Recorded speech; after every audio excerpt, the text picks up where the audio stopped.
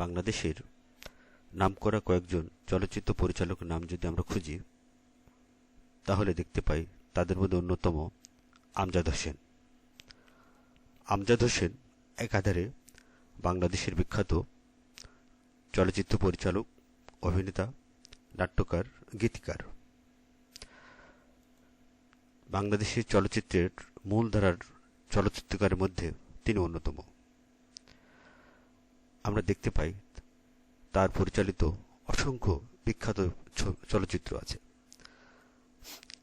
তার মধ্যে অন্যতম গোলাপে এখন টেনে, সুন্দরী, দুই পয়সার আলতা, জন্ম থেকে জ্বলছি, ভাত দে, অসংখ্য সিনেমা। তিনি অসংখ্য জাতীয় চলচ্চিত্র পুরস্কার পেয়েছেন। তার লেখা অনেক বিখ্যাত গান আছে। তার মধ্যে আমরা দেখতে পাই আছেন আমার মুক্তার, হায়রে কপাল মন্দ, কেউ কোনোদিন আমারে তো কথা দিল না, এরকম অসংখ্য গান রয়েছে। তিনি চলচ্চিত্র জগতে অবদানের স্বীকৃতি স্বরূপ ২১ পদক পেয়েছেন, স্বাধীনতা পদক পেয়েছেন, অসংখ্য পুরস্কার তিনি অর্জন করেছেন।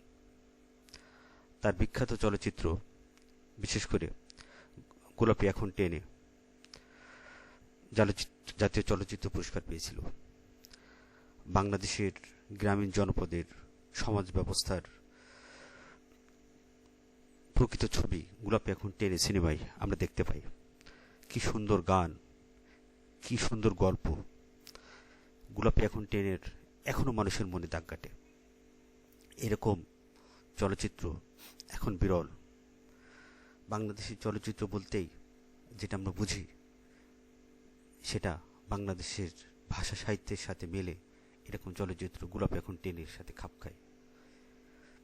পরিচালক যদি দক্ষ হয় তাহলে অভিনয় আদায় করে নেওয়া যায়।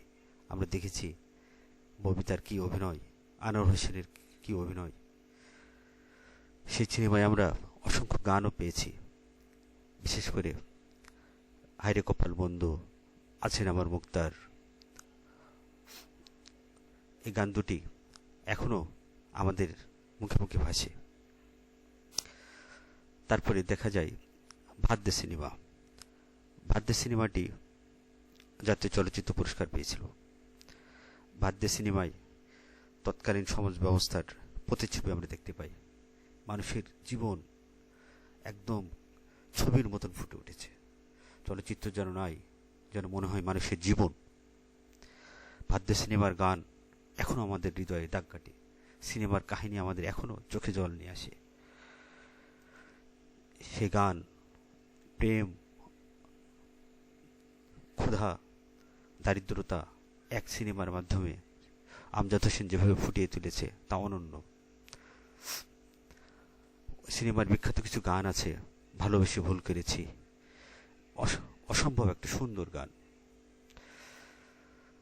তার আরেকটি বিখ্যাত সিনেমা হচ্ছে সুন্দরী।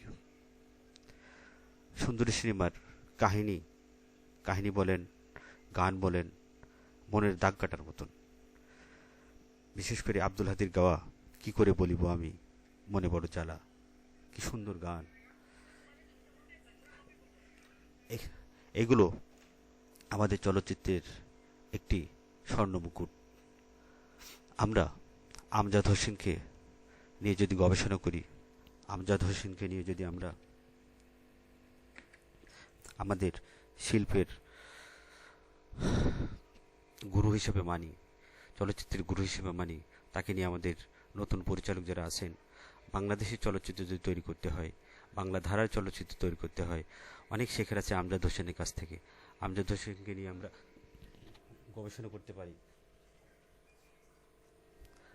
এই জন্য আসুন আমরা আমজাদ হোসেনকে নিয়ে জানি, আমজাদ হোসেনকে নিয়ে গবেষণা করি, আমজাদ হোসেনের চলচ্চিত্র দেখি, বাংলা সিনেমাকে আরো আরো উপরে এগিয়ে নিয়ে যাই।